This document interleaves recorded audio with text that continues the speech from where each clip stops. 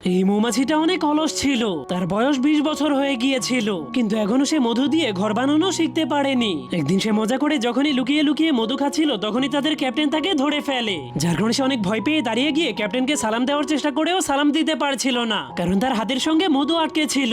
এই জন্য সে তার অন্য হাত দিয়ে সালাম দেওয়ার চেষ্টা করলে তার দুইটা হাতই তার শরীরের সঙ্গে আটকে যায়। যার কারণে ক্যাপ্টেন অনেক রেগে তাকে মধু দিয়ে একদিনের মধ্যে বড় একটা ঘর বানানোর আদেশ করে দেয়। এরপর সে বাকি মৌমাছিদেরকে নিয়ে মধু সংগ্রহ করতে চলে যায়। তখন সেই মৌমাছিটা ঘর বানানোর জন্য অল্প একটু মধু নিয়ে নেয়, কিন্তু সেই মধুগুলো এতটাই আঠালো ছিল যে সেগুলো তার হাত থেকে ছুটছিলই না।